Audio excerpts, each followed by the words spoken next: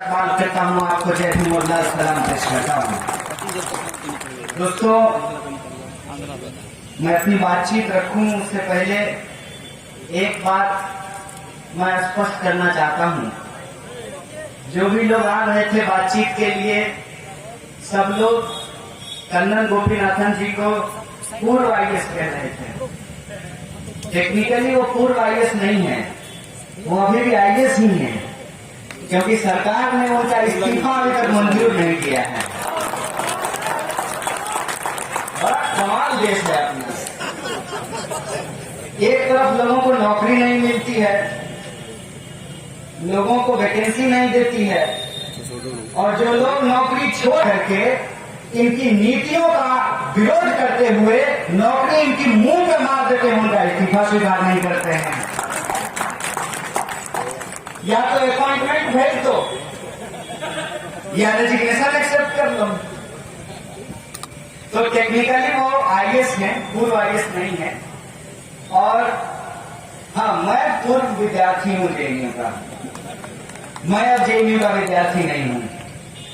मुझे जेएनयू से निकले हुए कई साल हो चुके हैं, लेकिन अब भी जब भी जहां कहीं भी जाते हैं तो लोग जेएनयू के नाम से ही बुलाते हैं।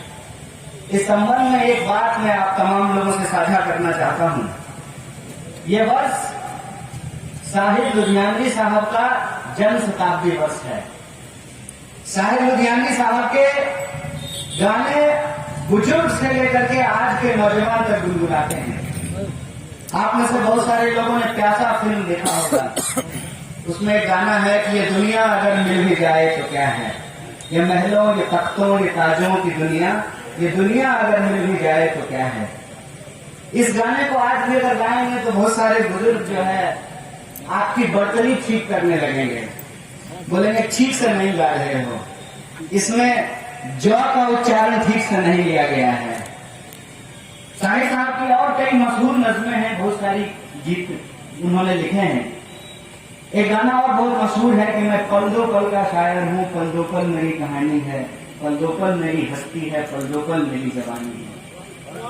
ये साहिर साहब का जन्म शताब्दी वर्ष है। और साहिर साहब का नाम मैं इसलिए यहाँ ले रहा हूँ कि Sahir Ludhianvi all India student federation Punjab के प्रेसिडेंट हुआ करते थे।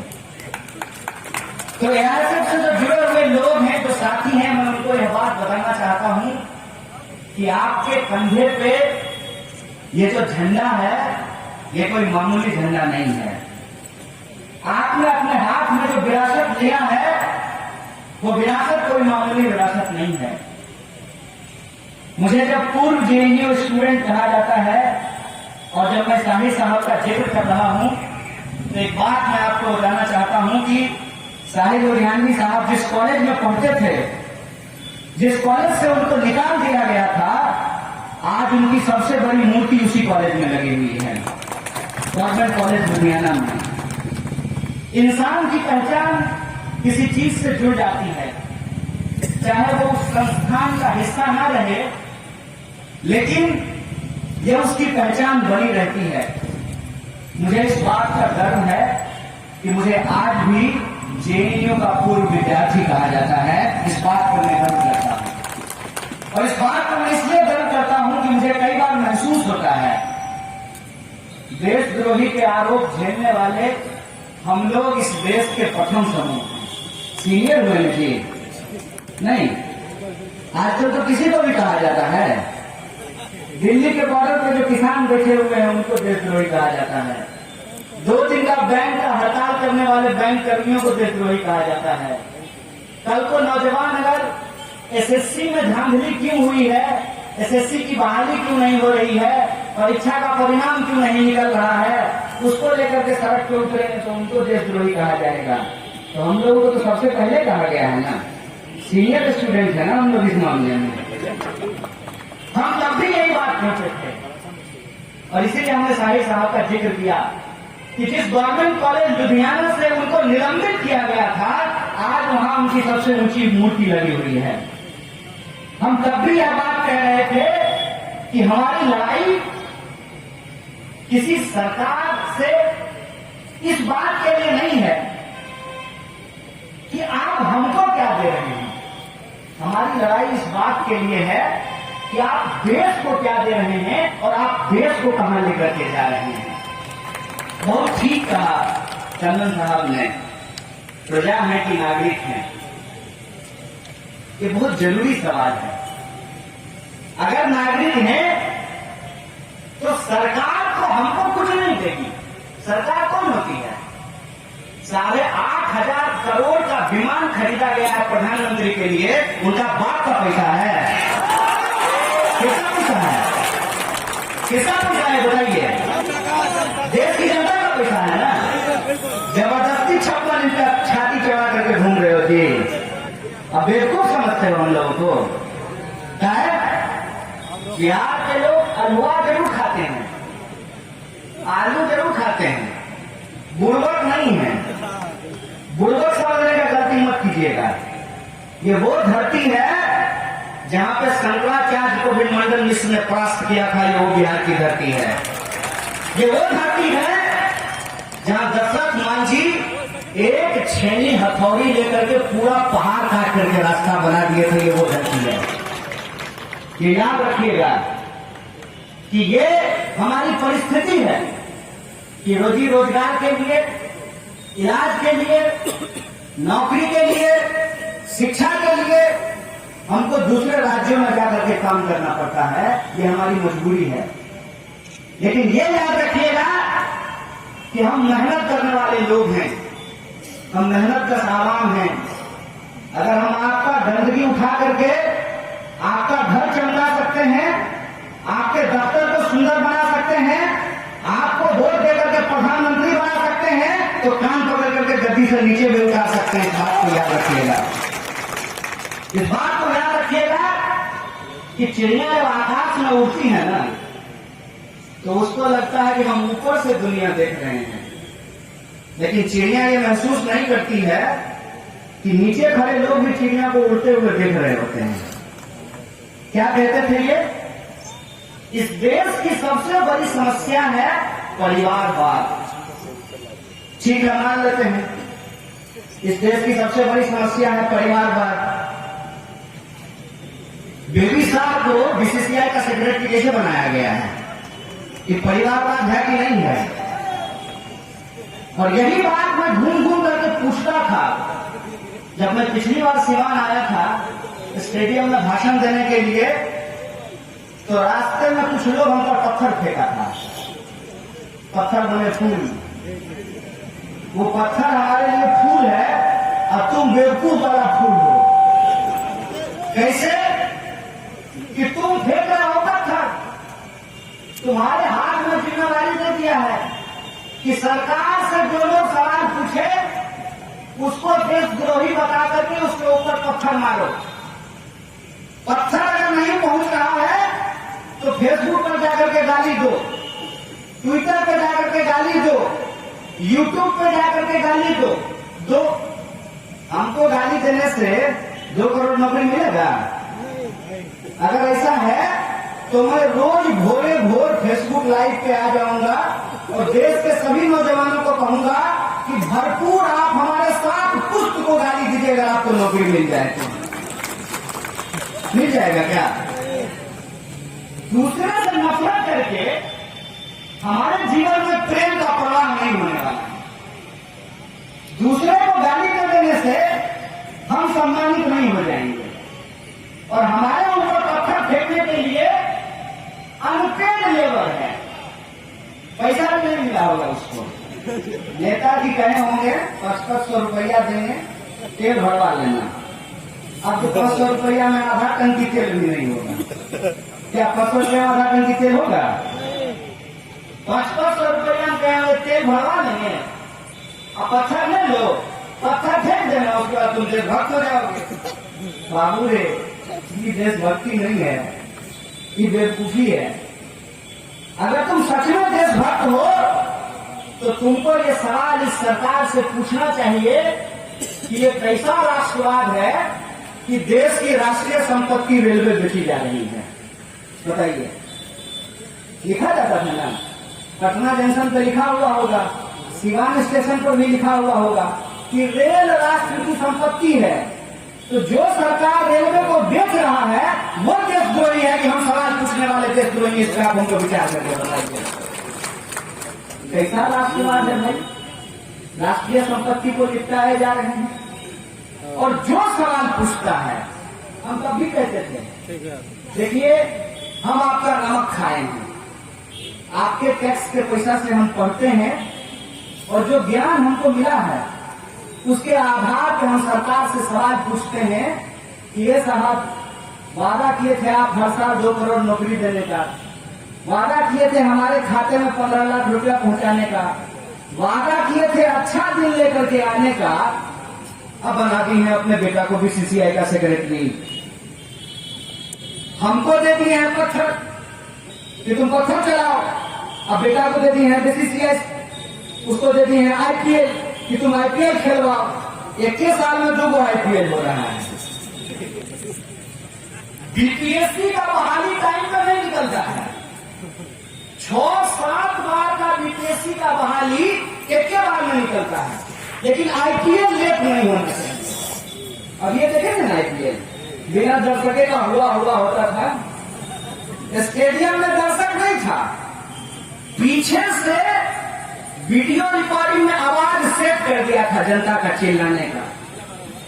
अब फिर हो रहा है, आईपीएल टाइम पर होगा, एसएससी का एग्जाम टाइम पर नहीं होगा, बीपीएससी का एग्जाम टाइम पर नहीं होगा, रेलवे का बहाली टाइम पर नहीं होगा।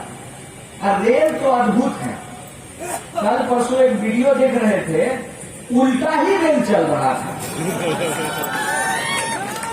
बताइए, जिनसे रेल नहीं संभल रहा है वो देश क्या खास संभालेंगे? तो देश क्या संभालेंगे? लेकिन उनका जो प्रचार है वो प्रचार बड़ा लाजवाब है। अब प्रचार की ताकत तो होती है, प्रचार की ताकत तो ऐसी होती है कि बार बार अगर कोई बात आपको कही जाएगी तो आप मान लीजिएगा, हम कहेंगे तो नहीं मानिएगा, हेमा मालिनी कहेगी तो मानिएगा, क्या से कहेंगे? नहीं मानिएगा। हेमा मालिनी कहती है कि केंट देता है शुद्ध पानी, तो घर में केंट लगा देते हैं। हेमा मालिनी कह रही है ना, कोई कन्हैया कुमार कह रहा है कि नहीं लगाएंगे। हेमा मालिनी बोली है ड्रीम गर्ल, तो लगा देंगे केंट का पानी, शुद्ध देगा। शुद्ध है कि नहीं है ये मालूम नहीं है।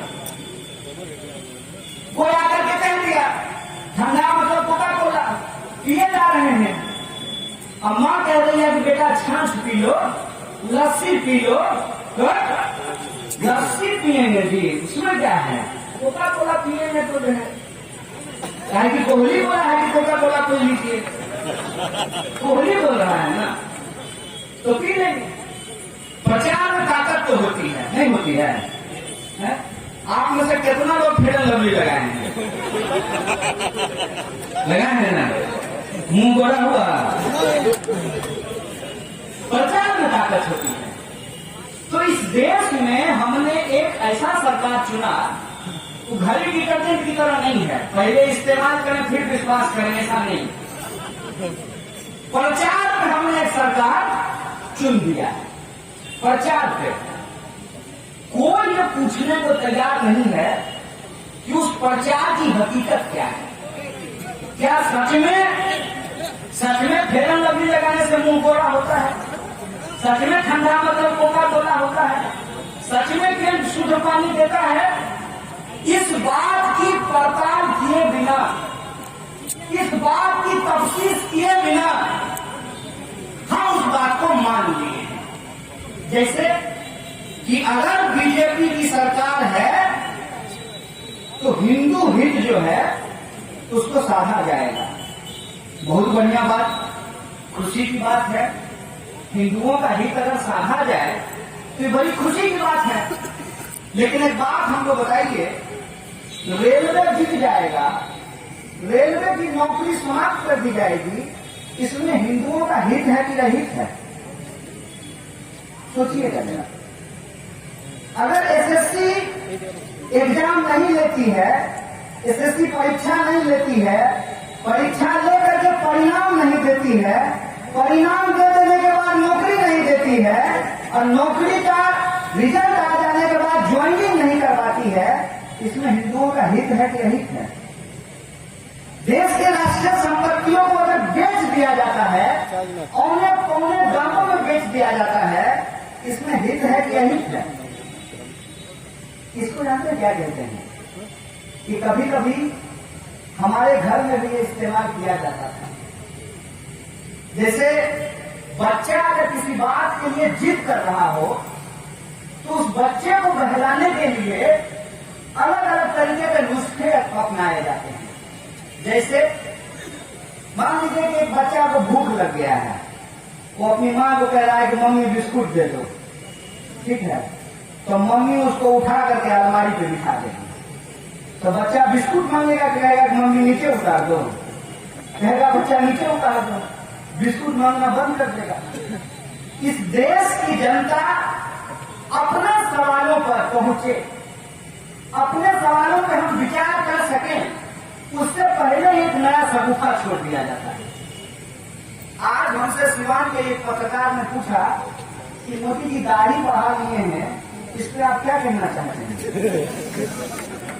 हम बोले कि मोदी जी माथा मुड़वा लें कि आधा माथा मुड़वा लें, उसमें हल्दी चूना लगवा लें, कि भौवा मुड़वा लें किसी दिन वो, इससे देश को क्या लेना देना है? ऐसा है क्या कि जैसे उनकी दाढ़ी बढ़ेगी उसी हिसाब से इस देश में रोजगार के अवसर बढ़ने शुरू हो जाएंगे? ऐसा है क्या कि जैसे उनकी दाढ़ी बढ़ेगी वैसे ही आपकी आमदनी बढ़नी शुरू हो जाएगी? इसका क्या मतलब है? मोदी जी मोर को खाना खिलाते हैं, मोदी जी सुग्गा को अपने हाथ पे टहलाते हैं, इससे हमको क्या लेना देना है? ये देश का मुद्दा है क्या? फिर हमको लगता है कि धीरे धीरे धीरे धीरे हमको इसकी आदत लगाई जाती है।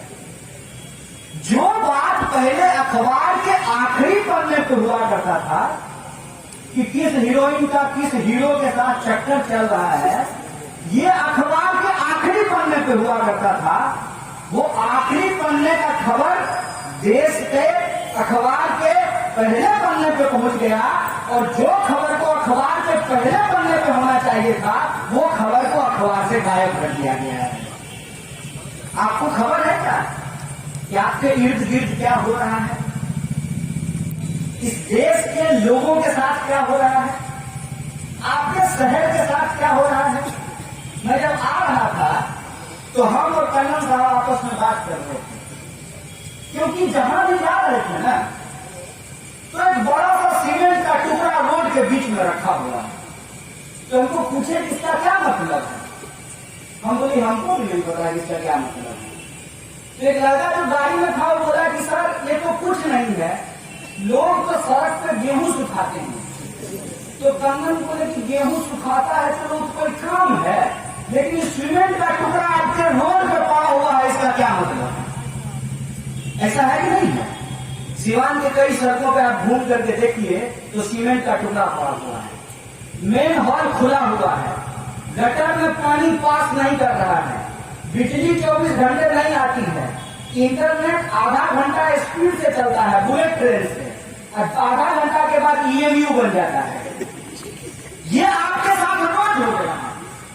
इस सवाल से आपको कोई लेना देना नहीं। आपके जीवन की जो वास्तविकता है, जो सच्चाई है, उस बात से आपको दूर कर दिया गया है और आप इसमें चर्चा कर रहे हैं जीडी बंगाल जीतेगी। अरे जीडी बंगाल जीतेगी कि हार जाएगी, आपको नौकरी मिलेगी? आपका सेशन जो 3 साल का सेशन 5 साल में होता है, वो 3 साल में सेशन हो जाएगा। आपके यहाँ जो लाइसेंस बनवाने में घूस लिया जा रहा है वो घूस मिलना बंद हो जाएगा। आपके यहाँ के लोग जो घर परिवार छोड़ करके दूसरे देश में जाकर के काम करते हैं, ये माइग्रेशन रुक जाएगा। आपके यहाँ के किसानों को जो फसल का दाम नहीं मिलता उनको फसल का दाम मिलने लगेगा। सरकारी नौकरी मिलने के बाद भी लोगों को पेंशन नहीं मिलता है, पेंशन चालू हो जाएगा। ये सवाल आपके जीवन के वास्तविक सवाल है। आपकी जीवन की जो अपनी वास्तविकता है उससे आपको दूर कर दिया गया है। और दूर की कोई घटना जिसका आपके जीवन में कोई लेना देना नहीं है, उसमें आपको उलझा दिया गया है। एक बात बताइए हमको, ये जो गैर जरूरी मुद्दे हैं, ये जो हिंदू मुसलमान का झगड़ा है, ये जो मंदिर मस्जिद का झगड़ा है, ये जो जात पात की लड़ाई है, ये क्यों है? ये इसलिए है कि एक कहानी मैं आपको सुना देता हूं। बचपन में पढ़े थे हम लोग स्कूल में कि एक सेठ बीमार था और उस सेठ के 4 बच्चे थे। चारों बच्चे आपस में लड़ते रहते थे। सेठ को इस बात की चिंता थी कि मेरे मरने के बाद ये चारों भाई आपस में लड़ेंगे और सारा संपत्ति जो हमने मेहनत से कमाया है उसको ये बर्बाद कर देंगे। वो सेठ बेड पे पड़ा हुआ था और एक दिन अपने चारों बच्चों को बुलाया और चारों को 4 लकड़ियों का एक गट्ठर दिया, बारी बारी से कहा तोड़ करके दिखाओ। कोई भाई उसको तोड़ नहीं पाया। फिर उस लकड़ी को एक एक करके दिया, सबने उसको तोड़ दिया। वह यह समझाने की कोशिश कर रहा था कि इस देश के जो आम लोग हैं, बोलिए समाज में ज्यादा गरीब लोग हैं कि अमीर लोग हैं? गरीब लोग। बॉर्डर पर गरीब का बच्चा मरता है कि मंत्री जी का बच्चा मरता है? किसान खेत में जो आप आत्महत्या कर रहे हो, गरीब है कि अमीर है? और सरकार को वोट देने वाला लोग गरीब है कि अमीर है? तो ऐसा कैसे हो रहा है? हम ही वोट दे रहे हैं, हम ही सरकार चुन रहे हैं और हमारे साथ ही सारी समस्या हो रही है। कभी तो आपके मन में ये विचार आना चाहिए ना कि भाई हमको सरकारी नौकरी नहीं मिल रही है, सरकारी नौकरी अगर मिल भी जाए तो हमको पेंशन नहीं मिलेगा। और जिस एमएलए को आप वोट देते हैं ना, अगर वो एक बार एमएलए बन गया है तो उनको जीवन भर पेंशन मिलेगा। वह ऐसा कैसे हो सकता है? कैसे पाइए कि मैंने विधायक को पेंशन मिलेगा, आपको पेंशन नहीं मिलेगा, बैंक में काम करने वाले को पेंशन नहीं मिलेगा, रेलवे में काम करने वाले को पेंशन नहीं मिलेगा, लेकिन मंत्री जी को पेंशन मिलेगा। कि बेईमानी है कि नहीं है? है ना? अरे बोलिए, डरते का है? वेतन थोड़ी बंद कर देगा सरकार। बेईमानी है ना वो? तो बेईमान को बेईमान कहना गलत बात है। बेईमान को बेईमान कहना पड़ेगा ना। अब बेईमान को बेईमान कहते हैं तो कहते हैं कि आप देश की आलोचना करते हैं। क्यों लुच्चा? तुम देश कब से हो गया जी? देश हम हैं। देश में रहने वाले जो 135 करोड़ लोग हैं, उनसे देश बनता है और उनके हक और अधिकार की बात करना ही देश की बात होती है। मन की बात, अपने मन की बात, हमारे काम की बात कब होगी? इस देश के आम आवाम की बात कब होगी? इस देश में जो शिक्षा की हालात पैदा की गई है, उस पर सवाल कब खड़ा किया जाएगा? कोई ये सवाल क्यों नहीं पूछता है कि जब राष्ट्रपति जी का वोट एक और जूता सिलने वाला का वोट एक, फॉर्चूनर पर चलने वाला का वोट एक, हेलीकॉप्टर पर उड़ने वाला का वोट एक और एवन साइकिल पर घूमने वाला का वोट एक, जब इस देश के संविधान ने हमको बराबरी का अधिकार दिया है, तो ये बात हम क्यों नहीं बोलेंगे कि राष्ट्रपति हो या चपरासी की संतान, सबको शिक्षा एक समान? ये बात हम क्यों नहीं बोलेंगे? ये बात हम क्यों नहीं बोलेंगे कि अगर देश को मजबूत बनाना है तो देश के नागरिकों को मजबूत बनाना पड़ेगा। और देश के नागरिक कैसे मजबूत होते हैं? देश के नागरिक जिम जाने से खाली मजबूत होंगे?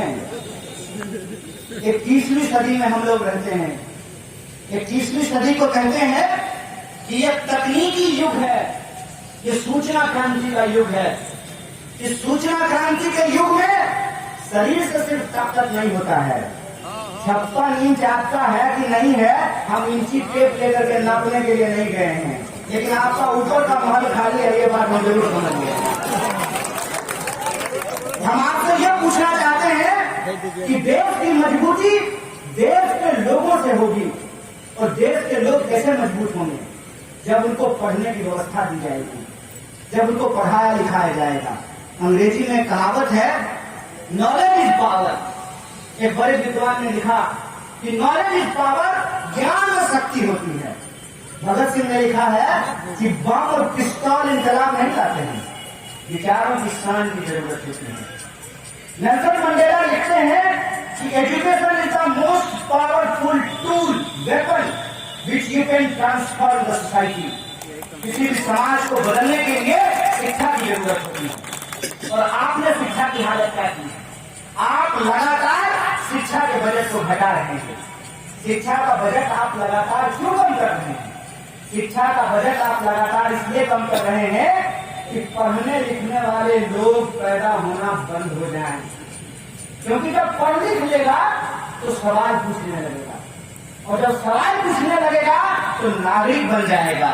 और जब देश में रहने वाले लोग नागरिक बन जाते हैं तो राजा होने का इनका गुमान चूर चूर हो जाता है, चकनाचूर हो जाता है। इसीलिए लोगों को मूर्ख बनाए रखना बहुत जरूरी होता है। और आज जो गुलामी की जंजीर है वो दिखती नहीं है। वो कहानी आपने सुनी होगी कि हाथी के बच्चा को पकड़ लेते हैं और उसके पैर में एक जंजीर डाल देते हैं। हाथी का बच्चा बार बार उस जंजीर को तोड़ने की कोशिश करता है, लेकिन उस जंजीर को वो तोड़ नहीं पाता। धीरे धीरे उसके दिमाग में यह बात बैठ जाती है कि वो जंजीर वो तोड़ नहीं सकता। एक दिन हाथी का बच्चा बड़ा हो जाता है, हाथी हो जाता है, जंजीर छोटा हो जाता है, फिर भी उसके पांव उस जंजीर में जकड़े रहते हैं, क्योंकि बचपन में उसके दिमाग में यह बात बैठ गई है, वो जंजीर नहीं तोड़ सकता है। हम हाथी का बच्चा है, हम मनुष्य का बच्चा है। हम मनुष्य का बच्चा है, हम सोच सकते हैं, हम पढ़ सकते हैं, हम समझ सकते हैं, हम सवाल खड़ा कर सकते हैं और अपने सवालों पर लोगों को संगठित कर सकते हैं। और लोगों को संगठित करके हमारे हक और अधिकार को जो छीनने वाली सत्ता है, जो शक्ति है, उसको हरा सकते हैं और भगत सिंह के सपनों का भारत का निर्माण कर सकते हैं। ये हमारा मनुष्य होने का ताकत होता है।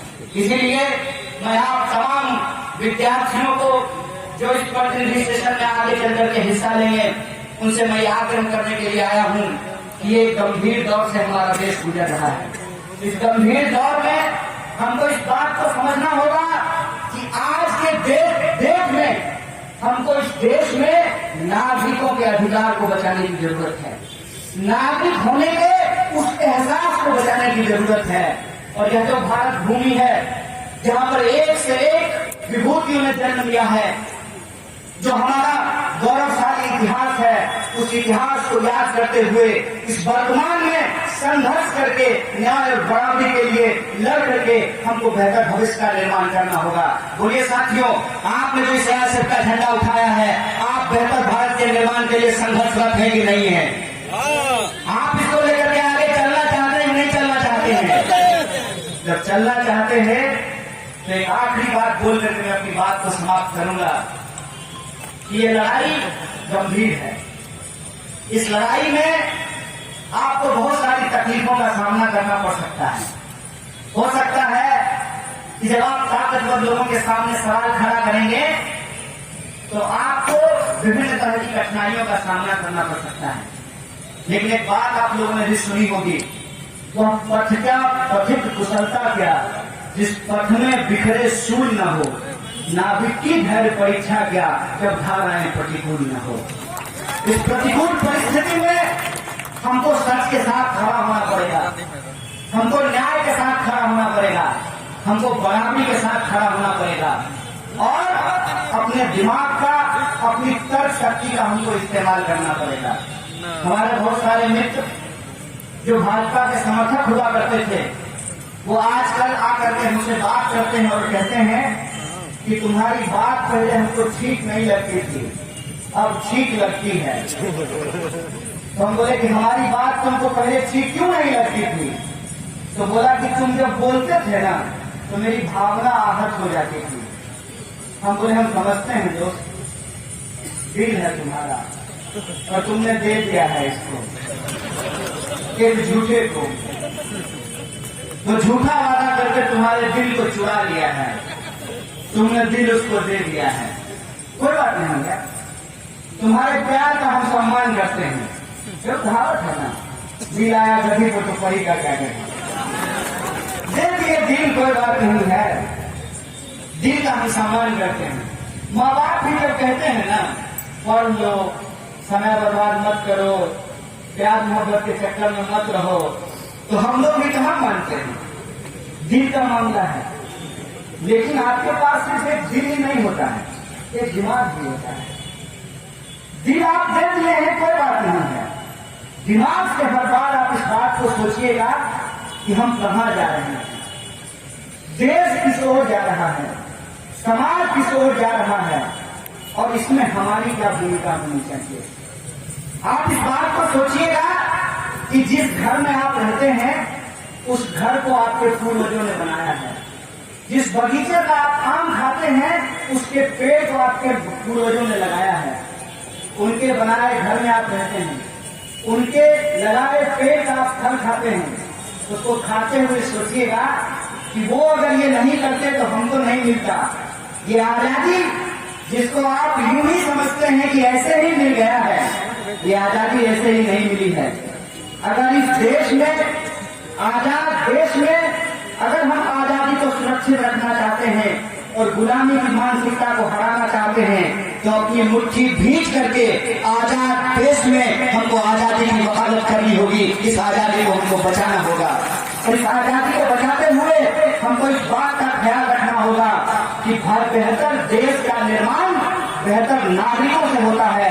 और बेहतर नागरिक होने का मतलब ये है कि हम अपने हक और अधिकार को समझें और अपने हक और अधिकार को समझ करके तमाम लोगों के हक और अधिकार के लिए संघर्ष करें। उससे आप मजबूत होंगे, आपका समाज मजबूत होगा, आपका राज्य मजबूत होगा और मजबूत समाज, मजबूत राज्य से मजबूत देश का निर्माण होगा। इन्हीं सपनों के साथ अपनी बात को खत्म करता हूँ। शुक्रिया।